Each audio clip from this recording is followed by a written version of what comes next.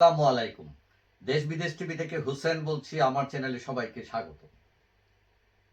আমেরিকার president Donald Trump ক্ষমতায় বসেই তার ব্যয় কাটছাট শুরু করে দিয়েছেন।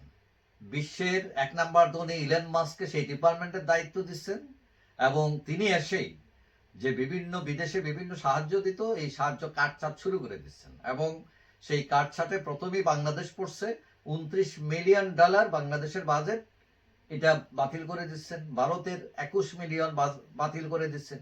এরকম নেপাল সহ আর অনেক দেশের যে সাহায্য তারা দিত, এগুলো বাতিল করে দিচ্ছেন। এখন ট্রাম্প কি বলছেন বাংলাদেশ নিয়ে, এটা একটা বিস্ময়কর ব্যাপার যে তিনি ফাঁস করেছেন কথাগুলো। তিনি বলছেন যে বাংলাদেশের ২ জন লোক এই বিশাল অঙ্কের টাকা নিয়ে গেছে। এখন এই ২ জন লোককে আমরা জানি না, পত্রপত্রিকাও বলে নাই। এবং তিনি এটাও বলছেন হাস্যরস বা ছল করে বলছেন যে এই ২ জন লোক এই টাকা নিয়ে অনেক ধনী হয়েছে এবং তাদের প্রতিষ্ঠান আছে, যে প্রতিষ্ঠানকে কেউ চিনেই না। এখন এই কথার অর্থ কি? অর্থাৎ তার পূর্ববর্তী সরকার, বাইডেন সরকার ইচ্ছে করেই এই টাকা দিয়েছে, কোনো মহৎ উদ্দেশ্য নয়। এখানে কোনো কিন্তু থাকতে পারে। এখন এটা নিয়ে ভারতের পররাষ্ট্রমন্ত্রী জয়শঙ্করও তীব্র প্রতিক্রিয়া ব্যক্ত করেছেন যে ইউএসএ আইডি ভালো কাজের জন্য, যেটা আমেরিকান প্রতিষ্ঠান যার মাধ্যমে এইসব টাকা পয়সা আসে, ওই প্রতিষ্ঠান ইউএসএ আইডিকে ভালো কাজের জন্য ইন্ডিয়াতে পারমিশন দেওয়া হয়েছিল। কিন্তু ট্রাম্পের কথায় ইঙ্গিত পাওয়া যাচ্ছে তাদের উদ্দেশ্য সৎ ছিল না, মহৎ ছিল না।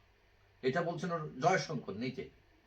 এবং তিনি বলছেন তদন্ত করে বের করা উচিত যে এই $২১ মিলিয়ন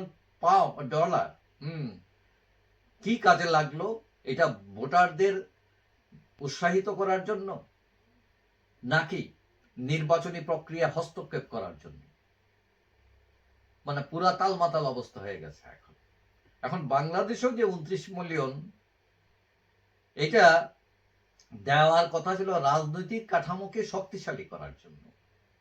কিন্তু এত বিশাল ফান্ড বাংলাদেশের রাজনীতির দলের কি ক্ষমতা বাড়াবে বা বাড়ালো বা সহিংসতা কমালো, এটা নিয়ে প্রশ্ন আছে। এখন শেখ হাসিনা কিন্তু তার ক্ষমতা থাকা অবস্থায় বলছেন, অভিযোগ করেছেন যে আমেরিকা তাকে অপসারণ করার জন্য, তার গদি থেকে নামানোর জন্য বিভিন্ন ফন্দি ফিকির করছে। এখন তিনি যে বলছিলেন, এইটার সূত্র কিন্তু এখন বের হচ্ছে। এই যে টাকা ফান্ড তারা দেয় রাজনৈতিক দল শক্তিশালী করার জন্য, সহিংসতা কমানোর জন্য রাজনীতিতে, আসলে এই টাকা খরচ করে কাকে গদিতে তুলবে, কাকে গদি থেকে নামাবে, এই চক্রান্তের পিছনে হয়তো তারা কাজ করে। এবং অলরেডি ভারতের পররাষ্ট্রমন্ত্রী জিনিসটা বুঝে তিনি তদন্তেরও দাবি করেছেন। বলছে এগুলো থেকে আমাদের বেরিয়ে আসতে হবে, কেন তারা টাকা দেয় এবং এটা কোন কাজে ব্যবহার হয়। এখন শেখ হাসিনা যে কথা বলছিলেন, এখন দেখা যায় তার কথাটাই সত্য হচ্ছে। আসলে আমেরিকার উদ্দেশ্য যে সাহায্য করা নয়, তার উদ্দেশ্য সাহায্যের নাম করে এই টাকাটা দিয়ে পছন্দের মানুষকে গদিতে বসানো, অপছন্দের মানুষকে গদি থেকে নামানো। এইটা হচ্ছে এদের বিজনেস। যাই হোক, ট্রাম্পের এই তথ্য ফাঁস করার পর আমিও মনে করি সরকারের উচিত যে এইগুলো তদন্ত করা, যে এইসব টাকা দিয়ে এইসব বড় রাষ্ট্রগুলো বিভিন্ন ধরনের ফন্দি ফিকির করে ছোট রাষ্ট্রগুলোর ক্ষমতা কাকে দিবে কাকে না দিবে, এইগুলোর তদবির করে এরা।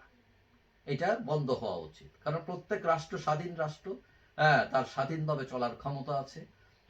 প্রত্যেকটা মানুষ ভোট দিয়ে যাকে নির্বাচিত করে তিনি দেশ শাসন করবেন।